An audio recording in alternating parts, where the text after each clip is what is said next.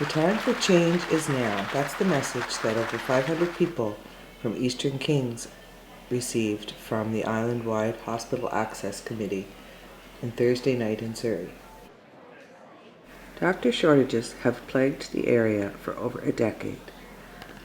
As a solution, the committee has produced a report with 22 recommendations to help solve the healthcare crisis in the rural community. We need to be involved in the planning of our own healthcare.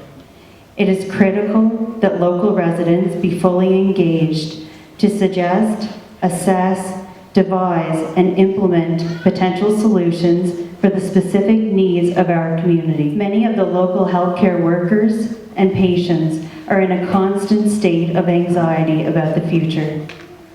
As things are now, we are left with unacceptably poor access to medical services. The need for both acute and ongoing medical care is not being met. That is healthcare from Surrey people. That's what we're getting. So when we're getting treated that way, it pretty well tells you a story. You go to Charlottetown, you wait 5 hours, you're holding up the process in Charlottetown. If you had a doctor back here in Surrey, these people didn't have a doctor in Surrey, they would have looked after right in Surrey.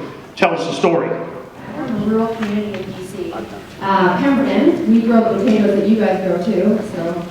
Anyways, and I have to say that the point you made on about the rural communities with the doctors, it's not entirely true. I was from a community of 1,500 people, and we had 4 doctorate opportunity. I'm going to move across the country. And I came here, within the first few months, I had to see a doctor, and my friend said, good luck with that. I luckily had an opportunity for a walking doctor to get a prescription filled, and I couldn't believe they said, you have to register to see a doctor, and good luck getting one for a year. The waiting list was a year long. And I thought, this is absolutely ludicrous.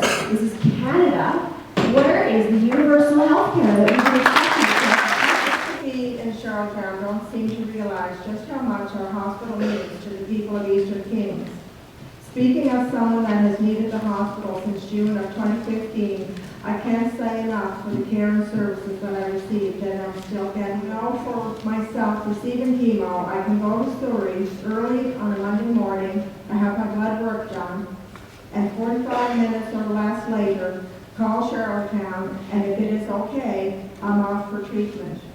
If that had to be done when I got to Charlottetown, and when I got there, it was not acceptable and I couldn't receive my treatment, then it was a wasted trip. I can also go to Surrey 2 days after treatment and have my infuser bottle, which is more chemotherapy that she uses for 46 hours after her chemo. I can go back, she says, to Surrey Hospital, have the bottle removed, thanks to the wonderful nurses that are trained. So hopefully we do not lose our services here or have acute care gone. There are other services there too that people are utilizing. So let's get after these people are at the head of this, trying to shut us down. Not going away. This is our community. We live and work here. We have family and friends here. But for some reason, Health PEI can't seem to get the doctors here. Health PEI, your silence speaks volumes. So much so that the silence is that 49% of the visits in Montague are non-urgent. There's people have to see a doctor. They have a baby that's ill at night, they have a pain, they have a this, and they just can't go home, or they have, something wrong, they have to go see a doctor. It's the only place they can go. But at 10:30 at night, that shuts down. So they go to Charlottetown.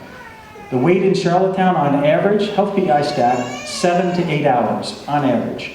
There's one emergency physician in the emergency room in Charlotte. A couple of thousand people from Surrey who are seeing doctors elsewhere. People have Dr. Kennedy, Dr. McGuinness, who were in Surrey and now they've kept them in Montague.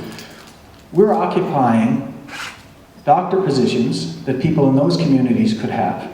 If we had the proper amount of doctors in Surrey, the lineup for people waiting for doctors in those communities would go down.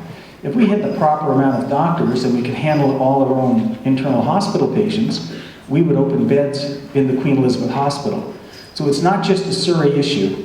It is an island-wide issue. We've got a crisis in Surrey. We've got to direct all our resources to fixing that problem, including getting rid of the patient register, which doesn't tell us a damn thing. That's the minute. That's the minute. We're here to tear down whatever needs tearing down. The Surrey Hospital will have 4 doctors. It will not close.